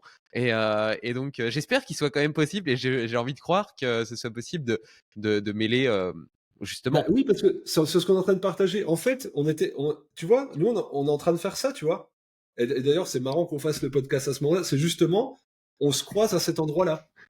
Parce que moi, en fait, je t'ai pas coupé la parole tout à l'heure, tu as dit, ah bah moi, je suis quelqu'un d'ultra rationnel, cartésien, et je vais vers le cœur. Et pour moi, il n'y a pas plus grand croyant que le plus féroce des athées. Tu vois ce que je veux Ouais, dire? ouais, tout à fait. Donc, forcément, qu'il y a un truc, t'as forcément un truc dans les tripes. Après, vu que tu as cette base rationnelle structurante, et puis comme tu disais, où tu vas sur l'opportunité, et ben c'est ça qui va faire que tu vas pas te cramer les ailes. C'est ça qui va faire Mmh. durer. Alors qu'à l'inverse, moi, j'y vais le cœur déployé, ouais, j'y vais et tout. Puis là, je me dis, mais putain, mais c'est con, quoi. Même là, tu vois, je me remets dans un projet, je dis, mais ça n'a pas de sens. Et donc, tu retombes sur tes pattes, sur comment. Mais moi, j'ai besoin de gens comme toi, en fait. C'est pour ça Ouais, que dans les équipes que j'ai que des gens qui sont à l'opposé de mon tempérament. Parce que je sais que je suis trop feu, je suis trop sur. Et puis, il faut me canaliser. Donc, je mets des garde-fous. Je mets des garde-fous avec des gens qui sont dans la même conscience que moi, qui ont la même humanité que moi, si je dois traduire ce mot-là. Par contre, qui ont un état, qui n'ont pas le même tempérament que moi. Et donc, forcément, si toi, dans tes équipes, tu as des gens qui sont posés et tout, qui te connaissent, on va dire, ouais, ouais, David, je comprends, mais tu vois, ils vont te freiner et tu n'iras pas te cramer les ailes. Mais en fait, on est dans ce recherche de mouvement et d'amplitude. Il faut forcément qu'on tape les bords du cadre pour pouvoir le définir. C'est indispensable. Donc, toi, ce mouvement que tu es en train d'opérer, forcément, tu vas te faire mal à des endroits. Mais c'est la logique d'apprentissage. Je sais pas quel âge t'as. 32. Voilà, on est hyper jeune. Enfin, toi encore plus. Moi, j'ai 42. Je m'estime encore très neutre, tu vois, par rapport au. Tu vois, par exemple, j'achète des choses sur le Bon Coin parce que j'ai un gros projet. J'en parle pas à l'antenne parce ça sera sur 2024. C'est vraiment un très gros projet. Donc, j'ai besoin de machines très spécifiques, très coûteuses. Et donc, c'est sur le Bon Coin. Et là, je rencontre des gens qui arrêtent leur boîte, 70, 75 ans. Et donc, les mecs sont sympas. Ils disent, ah, t'es jeune, tu fais ça. Putain, t'es un peu, tu sais, tu vois, bien, et puis, ils partagent. Et là, du coup, c'est d'une richesse incroyable. Et c'est-à-dire, je me nourris de ça. Je me nourris beaucoup, beaucoup de ça. Et je me rends compte que du coup, c'est comme si ça leur ravivait le feu qu'ils avaient, mais 50 ans en arrière. Tu vois ce que je veux dire? Et que peut-être ce qu'ils auraient perdu. Et donc, et je vois qu'ils essayent de pense à ça, hein, sois vigilant là-dessus. Hein. C'est ça qui est important. Hein. Tu vois, ils te transmettent. Et puis, ouais, d'accord, ouais, donc, ça me conforte. Putain, j'ai un angle mort là-dessus, faut que j'y aille. Et je pense qu'on est là-dedans et qu'on est en recherche d'équilibre et que d'où le fait ce que j'entends, hein, c'est beaucoup de mentorat hein, par lequel tu passes quelque part aussi. Parce que tu me rapportes des discussions que tu as eues avec des gens, c'est un espèce Ouais, ouais, ouais, de non, non, mais mentorat, soit assumé, soit pas assumé. En gros, c'est bah, ça en qu'on. fait, pour être, je dis souvent que Test Project a changé ma vie et c'est vrai. Je suis l'opposé de celui que j'étais il y a quelques années à tout niveau. Tu vois, justement, tu parles de ces deux opposés, etc. J'ai eu une tendance à un moment à avoir des semaines de 80 heures, à boire beaucoup trop, à consommer de la cocaïne, etc. Et une hygiène de vie déplorable. Et puis aujourd'hui, je suis vraiment à l'opposé de ça dans cette exploration du potentiel humain, mais aussi de la conscience, parce que quand tu fixes entre guillemets les bases de la pyramide, bah, quelque part, ça te permet aussi de t'élever d'une certaine façon en tant qu'humain. Et donc, justement, cette découverte du cœur, etc., c'est venu aussi de rencontres, d'expériences. Tu as cité tout à l'heure Maurice Daubard, j'ai été faire du yoga Tumo. J'ai eu des expériences aussi un peu plus, on va dire, spirituelles, je sais pas si c'est le mot, mais type ayahuasca, psilocybine, etc. Enfin, j'ai exploré plein de choses tout azimut. Et en fait, c'est une somme d'expériences, de rencontres, de découvertes, de réflexion aussi personnelle qui petit à petit m'ont amené à réfléchir complètement la courbe de ma vie, tu vois, mais vraiment complètement. Et d'ailleurs, d'y perdre au passage, ben, un alignement avec ce que je faisais, des amis, etc., qui me reconnaissaient plus parce que bah, j'étais vraiment quelqu'un d'extrêmement différent, tu vois. Et d'ailleurs, et je reviens, ça m'y fait penser un petit peu quand tu disais. Ouais, moi j'ai ce tempérament-là, je le sais, donc j'ai que des gens dans ma boîte qui sont à l'opposé de moi-même. Moi j'ai vraiment cette vision d'un organisme vivant, tu vois, une boîte.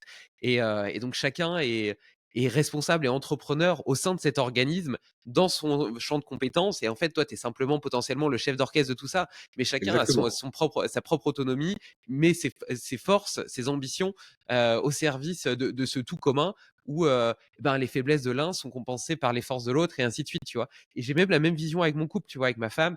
On fonctionne de cette façon-là où on a des talents intrinsèques qui sont différents, des appétences aussi. Et plutôt que d'essayer un système égalitaire, on fait tous les deux la même chose, la même quantité, la même ceci, etc. Et on calcule. Et ben en fait, on essaie chacun d'apporter à l'organisme qu'on construit à deux pour le faire rayonner et qu'il soit le plus fort et résilient possible. Je suis 100% en phase avec ça. Mais vraiment, c'est moi ce que j'essaie de faire. C'est pour ça que moi, je me vois pas comme un patron ou qu'à des employés, et je vais pas dire, ouais, c'est des collaborateurs, toi, le truc où tu pourrais. Non, non, c'est pas. T'es autonome, t'as un champ de compétences où moi, j'ai pas d'expertise ou de connaissances, je peux comprendre, je peux appliquer, je pourrais te remplacer, mais je serais pas bon, quoi, en fait. Et c'est de faire grandir la personne, et c'est pour ça que moi, j'ai mis beaucoup de temps à trouver ce rôle de chef d'orchestre que je voulais, d'insuffler, et je me dis, ben, c'est vraiment cette notion d'organisme vivant où la personne, elle est déjà autonome dans son savoir, son application, elle est déjà entrepreneur d'une certaine manière. C'est pour ça qu'Exuvie, c'est des gens qui viennent s'y ressourcer aussi. C'est-à-dire qu'ils ont une activité, ils ne dépendent pas d'Exuvie et ils viennent y apporter puis y trouver quelque chose qu'ils n'ont pas ailleurs. Et du coup, ça fait un espèce de foisonnement. Et moi, dans les raisons d'être de la maison d'édition, j'avais mis ben, que c'est un laboratoire du vivant. Je voulais justement que les gens viennent expérimenter. Et là, tu vois, ce matin, je prends une décision, on me dit, tiens, on me propose un salon, truc. Je vois, on y va comme ça, mais avec cette intention-là, on le teste en fait. C'est coûteux, il y a une prise de risque, c'est quelque chose de. Mais on y va en fait, faut qu'on y aille. Et il y a plein de projets, moi, que je crée, de pôles, pour générer un foisonnement. Puis après, ce que j'aime, c'est comment les pôles peuvent être poreux les uns avec les autres et comment les gens vont se rencontrer. C'est pour ça, quand j'avais fait une journée pour la maison d'édition, donc on a fait 400 personnes, et en fait, j'avais imposé à tous les conférenciers, donc il y avait 18 conférenciers, je leur ai dit, bah, toi, tu vas faire une conférence sur tel thème avec lui à telle heure. Et donc, c'était que des conférences à deux ou à trois. Les gens me regardaient, mais genre, mais qu'est-ce que tu fais? Donc, c'était tous des gens proches qui me font confiance. Donc, tu as trois quarts d'heure de conférence, c'est ce thème-là, et tu dois improviser avec lui que tu connais pas. Et elle que tu connais pas, et c'est filmé. Et en fait, c'était de provoquer ce mouvement réactionnel chimique de dire on a le même cœur, tu as la même intention, on part sur la santé intégrative. Donc bah ouais, peut-être que ce que va dire l'autre à côté de toi que tu connais pas va être à l'opposé, mais va falloir que tu trouves le point de médiation. Mais c'est Et, ça qui est intéressant. j'ai adoré ça. Et le Ouais. soir, c'était de dire on se retrouve tous chez moi, on fait la fête. On fait tous une grande fête, donc la maison était remplie. Et donc là, les gens ont fait du lien, et après ils ont fait leur projet ensemble ou pas. Mais en fait, c'était ça. C'était de créer ce télescopage humain, quoi. Mais c'est ça, et ça, en fait, ce que tu décris là, pour moi, c'est ce que j'appelle l'intelligence collective. Et l'intelligence collective, c'est pas de réunir plusieurs personnes qui pensent la même chose et qui disent la même chose. Au contraire, c'est de réunir plusieurs personnes qui ont la même ambition, les mêmes valeurs, les mêmes volontés, mais qui derrière, avec leur sensibilité, avec leurs expériences, avec leurs connaissances, vont amener, vont amener ce qu'ils savent pour faire progresser le débat, et que la somme des parties est plus importante, enfin que le tout est plus importante que la somme de ses parties, tu vois. Ouais. Et non, c'est hyper intéressant. Et donc, je sais pas où on peut retrouver ces vidéos-là, mais Eh je serais. ben, c'est sur. Bah, on a fait, ouais, Tu me donneras les liens, je les mettrai dans l'article ouais, lié. je les mettrai parce que en plus, je l'ai mis enfin voilà, c'est en accès libre. Et donc, ouais, ouais, je les partagerai. Donc là, c'est 8 conférences sur la santé intégrative de ponte, hein. Médecins, psychologues, microbiologistes, enfin voilà. Et donc, j'ai secoué et c'était. On, Enfin voilà, c'était vraiment des scientifiques, des philosophes. Hein, et moi, c'est ça que j'adore en fait. C'est ça que j'adore. on Donc mettra ouais, tout. je Ouais, ouais, transmettrai au public. je mettrai tous les Allez liens voir. dans l'article lié pour que les auditeurs puissent retrouver. Et tu me feras penser aussi, après le podcast, tu me donneras ton adresse, je t'enverrai un livre qui s'appelle Le Petit Livre Rouge de la Source, qui, à mon avis, te parlera. Plaisir. Je vais fermer ce chapitre sur l'entrepreneuriat, qui était un peu plus large que l'entrepreneuriat, bien évidemment, pour revenir Ouais. aux jeunes, parce que c'est quand même ton sujet d'expertise, et que sur 77, 78, peut-être 80 épisodes, j'ai pas suffisamment ou pas encore totalement creusé, même pas du tout, enfin, pas assez à mon goût en tout cas, creuser ce sujet. Donc, je veux vraiment profiter du fait de t'avoir pour te poser quelques questions. Je reviens à cette idée de l'ultra-endurance. Tu disais, ouais, ça peut être chouette d'adopter un régime cétogène plutôt que de faire une charge glucidique, d'adopter un régime cétogène pendant les jours précédant la compétition, et après tu fais Ouais. ton ultra trail, et potentiellement t'as pas besoin de manger. Donc, tu manges rien si tu fais 100 km par exemple, tu manges rien, ou tu manges quand même des trucs, des produits Non. lipidiques, genre Olifat, ce genre de choses? Voilà, c'est ça. Plutôt des, voilà, des oléagineux ou des pâtes un petit peu graisseuses. Donc moi, je parlais vraiment d'un marathon. Après, sur un effort, en fait, qui est extraordinaire, tu sors de la zone de l'ordinaire. Là, tu es vraiment sur quelque chose qui est intellectuel. T'as pas besoin de faire ça. C'est pas un mouvement naturel de faire ça. Tu es dans l'expérience et la transcendance. Donc là, oui, tu auras besoin d'un apport externe. Mais en fait, quand j'ai pris l'exemple du marathon, pour beaucoup, c'est le Graal à atteindre. Et donc, ça demande un effort d'entraînement, une grande préparation diététique. Donc, bien sûr, faut entraîner ton corps, mais en fait, ta physiologie, elle est prête. Tes tissus, tes poumons doivent être entraînés, ton cardio aussi, mais ta physiologie, elle est OK avec ça. Donc, c'est surtout ça le message que je veux transmettre. Et puis après, bah, c'est d'avoir, j'avais sorti un livre sur le triathlon, euh, avec préfacé par Frédéric Van Leer, donc champion Ironman. Donc là où il y a toute une étape d'entraînement, tu as des nutritionnistes dedans. Donc là, bien sûr, tu as un accompagnement rationnel, mais à un moment donné, la connaissance physiologique va faire que tu peux te suffire à toi-même par l'expérience du jeûne. Mais il va falloir connaître et dompter sa physiologie. Et en fait, quand tu passes par le jeûne préalablement à la compétition, tu vas te confronter à, on parlait de peur du manque, d'un point de vue structurel, mais la peur du manque peut être ressentie comme une émotion sur la nourriture. En fait, on a un rapport extrêmement émotionnel à la nourriture, et le livre que je suis en train de décrire sur le jeûne, il est beaucoup basé sur les émotions et le sentiment, plus que sur la physiologie, parce qu'en définitive, une fois que tu as compris le fonctionnement physiologique, tu sais que quasiment toute la population peut jeûner, à de quelques exceptions près. Par contre, est-ce que mentalement et émotionnellement, tu es apte à jeûner? Et ça, c'est autre chose. Tous les troubles du comportement alimentaire, le jeu que l'alimentation doudou représente pour compenser et tamponner des émotions, c'est énorme. Tu t'anesthésies avec l'alimentation. Donc, si tu t'entraînes pas à te priver d'alimentation, si tu te découvres pendant l'expérience physiologique poussée comme une course à pied intense, bah, tu vas dégoupiller émotionnellement et tu vas te saborder, en fait, parce que tu vas découvrir ça. Donc, moi, ce que je dis aux gens, c'est de s'entraîner déjà, de jeûner sans effort physiologique, et ensuite, quand tu fais des efforts physiques d'entraînement, de t'habituer à faire le jeûne pour arriver sans ces peurs-là, sans ces appréhensions inhibantes-là, au moment d'une compétition, par exemple. Donc ça demande à ce que le mental et les émotions lâchent, là où peut-être on a une zone d'aveuglement très forte. Tu sais, il y a quelques années, je pesais 70 kilos. J'en fais 80 aujourd'hui. Donc, je me suis mis à faire de la muscu, de la force, même si j'ai toujours eu cette idée, cette envie d'être un athlète hybride, un peu polyvalent. Donc, j'ai toujours essayé d'équilibrer un petit peu les différentes sollicitations que j'imposais à mon corps. Je dis imposer, alors qu'en réalité, c'était plus un plaisir, mais soit.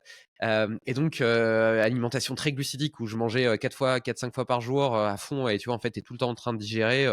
Et tu comptes tes calories et ça m'a apporté plein de choses parce que j'ai compris ce que je mangeais. Maintenant, j'ai une sorte de calculatrice dans la tête et quand je prends un aliment, je sais ce qu'il y a dedans, entre guillemets, en termes de macros en tout cas. Et puis même un petit peu, grosso modo, en micronutriments. Et puis après, dans cette exploration, bah, j'ai évolué, puis j'ai testé un petit peu le paléo, le cétogène. Maintenant, je suis plutôt sur une alimentation low carb. Et c'est marrant parce que tout à l'heure, je te disais, ouais, enfin, moi, c'est des questions que je reçois souvent. Et j'ai cru à un moment que, par exemple, faire du jeûne intermittent, c'était incompatible avec le fait de faire du sport. Parce que comment est-ce que tu manges suffisamment dans une fenêtre d'alimentation réduite? Et pour Ouais. autant, avec du low carb, en réalité, d'ailleurs, sans compter mes calories, c'est ça qui est assez marrant et paradoxal, j'ai extrêmement facile à manger 2000 ou 2800 ou 3000 calories avec 2 repas parce que bah, déjà les lipides sont beaucoup plus riches en calories. Très concentré, ouais. Un C'est gramme, dense. 9 kilocalories. Et puis en plus, je pense que génétiquement aussi, je métabolise bien les graisses, donc je me sens pas lourd. Donc en mangeant comme ça, j'ai une énergie qui fluctue moins, donc je mange que 2 fois par jour. J'ai une énergie qui fluctue moins, je me sens pas lourd. Au final, j'arrive à maintenir mon poids, enfin en tout cas, c'est pas un objectif sacro-saint, mais à maintenir une certaine masse musculaire, etc., tout en m'entraînement en endurance. Enfin, je me sens bien, tu vois, je me sens équilibré. Et ce que tu partages là sur le fait de, en fait, physiologiquement, tu es adapté à courir à jeun, tu es adapté à faire tout ça, bah, je le ressens pleinement. Tu vois, je peux partir courir. Là, j'ai pas mangé ce matin, je peux partir courir 1 heure. Je vais sentir aucun problème. Et d'ailleurs, j'ai eu envie, là, en plus du jeûne intermittent, une fois par semaine, de me faire un petit jeûne de 24 heures. Euh, tu parlais de peur tout à l'heure. Et je vais pas dire j'avais de l'appréhension parce que je le voyais plutôt comme une exploration, mais je me demandais quand même ce que j'allais ressentir. Est-ce que je vais ressentir à la fin? Est-ce que ça va être difficile, etc. Et j'ai été extrêmement surpris de m'apercevoir qu'en réalité, ben, je ressentais rien de difficile en fait, parce que bah, déjà au final, ça ne supposait que supprimer qu'un repas, puisque j'en mangeais déjà que 2 par jour, donc en supprimant un, j'étais à 24 heures.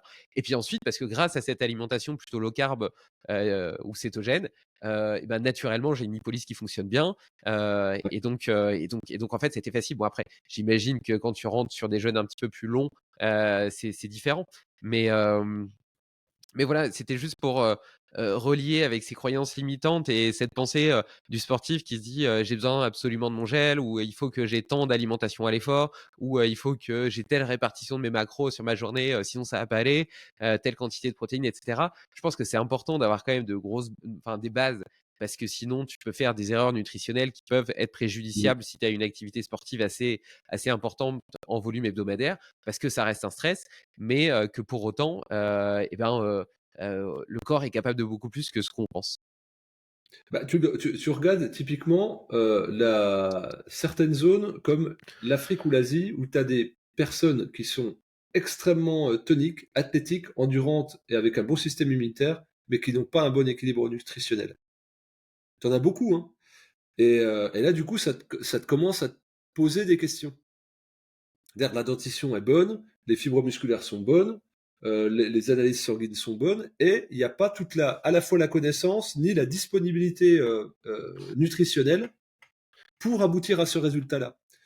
Donc ça montre que le corps a un potentiel incroyable, et que si on est dans la surcodification, par exemple le mouvement, moi je m'intéresse beaucoup à la connaissance du milieu de la musculation. Pas la musculation en elle-même, parce que ce sont des gens qui s'entraînent à l'extrême tous les jours, ils sont au point de rupture tout le temps. Donc, s'ils n'ont pas la bonne connaissance sur les oméga 3, s'ils n'ont pas la bonne connaissance sur les macros globalement, ils se rompent, ils pètent. Et donc, c'est une acquisition de connaissances, une transmission aussi par l'expérience sur des dizaines d'années, qui fait que moi, quand j'ai commencé à étudier les acides gras, il y a 15 ans, bah, j'ai été sur les forums de muscu, quoi. Parce qu'ils ils te faisaient une synthèse internationale que les meilleurs chercheurs en nutrition n'avaient pas. Parce que c'était que des tarés, des passionnés qui étaient obnubilés, qui étaient monomaniaques de ça. Et moi, ils m'ont fait gagner un temps incroyable. Sauf qu'aujourd'hui, par l'hyperprolifération de cette mode de la musculation, enfin de ce mouvement plutôt, tu arrives à voir des choses, des courants de tous les niveaux, et te dire putain, le mec il fait à l'inverse, il a les mêmes résultats, comment c'est possible? Et donc c'est ça que je trouve très beau, c'est ce foisonnement des possibles. Et après tu reviens dans quelque chose qui est très naturopathique, et que en définitive la musculation a aussi abordé, mais n'a pas poussé le curseur encore assez loin, je trouve. C'est les différences endocriniennes, les différences de profil, les ectomorphes, voilà ce que nous en naturopathie on va analyser comme sanguin, bilieux, etc. Et là, du coup, tu vas te rendre compte que tu vas aller vers d'une connaissance globalisée à quelque chose qui est très singulier. Et moi, je trouve ça merveilleux que les gens se mettent justement au sport et découvrent les cétogènes. D'ailleurs, on me posait la question sur le régime ancestral, et en fait, ça fonctionne. Et c'est pas des fois ce que tu vas mettre, mais ce que tu vas être capable d'enlever. Et en fait, c'est des aliments nocifs que tu vas pas mettre qui vont plus être la clé que ceux que tu vas mettre. Ce que tu as trouvé exactement. Et des fois, c'est par euh, la, la, la, la, su- euh, la suppression complète, c'est-à-dire jusqu'au jeûne, pour y trouver une opportunité d'expression autre. Écoute, Fabien, tu m'as dit que tu avais une obligation là dans 3-4 minutes. Oui, Il me reste encore un tas de sujets à aborder. Je vais les donner un petit peu en pagaille, mais donc ce que ça signifie, c'est qu'il faut que tu reviennes rapidement pour qu'on puisse terminer ce podcast, parce que là, on n'est qu'à la moitié. Donc, je les balance hein, sur le jeûne, en tout cas, déjà. vas-y. Justement, en quoi est-ce que, par exemple, pour un sportif, le fait de faire une fois par semaine ou une fois par mois, de temps en temps, un jeûne peut l'aider à recycler, nettoyer, etc. Et en quoi est-ce que les deux peuvent être compatibles? C'est quelque chose qui m'intéresse. Quelle est la différence entre un jeûne intermittent de 16 heures et puis un jeûne de 24 heures? J'ai notamment vu que sur 24 heures, il commençait à y avoir des phénomènes d'apoptose, etc. Aujourd'hui, il y a quand même toute une... Au début, tu vois, le jeûne, j'ai l'impression que c'était un truc vachement ésotérique. Et maintenant, avec cette science de l'anti-vieillissement, les Brian Johnson, etc., et ben, ça devient un truc... Walter Longo, qui a fait un Ouais, boulot énorme en gériatrie, quoi, là-dessus. ouais, voilà, bah, ça devient vraiment hype en mode c'est un outil qui permet de Hmm. diminuer la sénescence, de vivre plus longtemps. Et donc j'ai l'impression qu'il se passe quelque chose de particulier après 22, 23, 24 heures de jeûne qui se passe pas après Ouais, 16 heures de jeûne. ouais. Tu as parlé de musculation. De façon assez paradoxale, il y a des pratiquants qui font du jeûne et qui perdent pas de masse musculaire, Ouais, probablement parce que t'as un effet anabolique. T'as un effet anabolique. ouais, on voit une production accrue d'hormones de croissance. Ouais. Comment est-ce que tout ça s'orchestre et voilà, comment on peut en profiter? Qu'est-ce qu'il y avait d'autre? Ouais, potentiellement, donc tu en as un petit peu parlé du régime low carb cétogène, peut-être pour rentrer dans le jeûne et pour sortir du jeûne, de telle Ouais, sorte à ce que l'entrée soit peut-être plus facile et puis que la sortie, rester un petit peu en état de cétose un peu plus longtemps parce qu'on sait que la cétose est une espèce de marqueur cellulaire qui stimule les sirtuines et cetera, donc il y a des choses à aller creuser de ce côté-là. Le jeûne et la maladie, parce que le jeûne participe à régénérer un petit peu le système immunitaire. Donc, est-ce que quand on est malade ou enrhumé, on aurait peut-être intérêt pendant 2-3 jours à ne pas manger? Et puis enfin, une question peut-être un petit peu plus, entre guillemets, philosophique entre cette opposition entre AMPK et mTOR. AMPK qui est un petit peu la voie de la survie, mais et qui est associée à la longévité, et mTOR qui est plutôt la voie de la croissance et associée à la vie intense. Et ouais. est-ce que, tu vois, le jeûne intermittent, quelque part, pourrait être et donc là, on part sur un truc, on s'avance. C'est très métaphysique et moi, ça m'est venu. C'est hyper intéressant que tu as. Moi, ça a mis du temps à venir, cette réflexion-là. Donc là, il faudra qu'on prenne du temps là-dessus parce que moi, c'est quelque chose que je creuse depuis 1 an et demi seulement, en fait, j'observais, mais que j'avais pas pris à sa juste mesure. De la même façon que les toxines sont essentielles à la vie. C'est-à-dire que tu sors de la dualité. Comment tu sors de la dualité pour pouvoir comprendre d'un point de vue métaphysique le fonctionnement du vivant? Et en effet, cette réflexion-là, anabolique, catabolique, et toxine, régénération,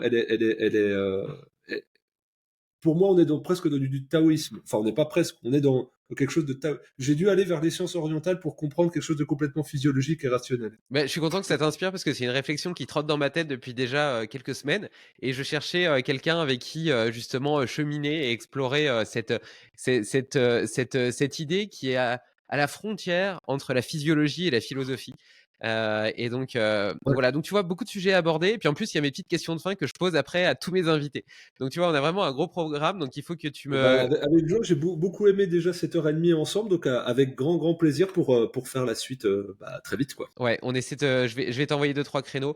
Je te libère. Pas de problème. Merci Fabien, j'ai vraiment pris Bah, énormément de plaisir à merci, échanger avec toi et de faire merci ta beaucoup à toi, connaissance. puis ça me met dans ce mouvement. Là, j'ai une obligation par rapport à ce gros nouveau projet, on en parlera en off, je pense que ça te...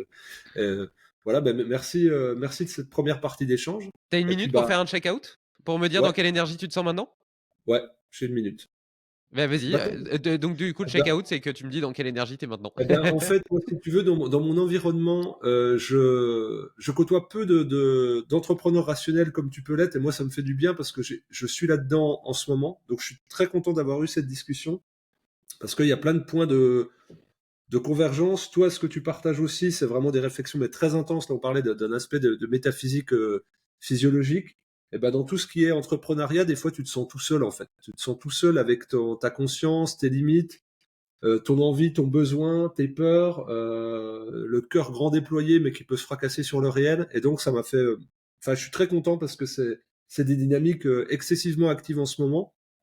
Et de pouvoir les structurer à l'oral avec toi et dans le partage, ça m'a fait beaucoup de bien et un grand plaisir.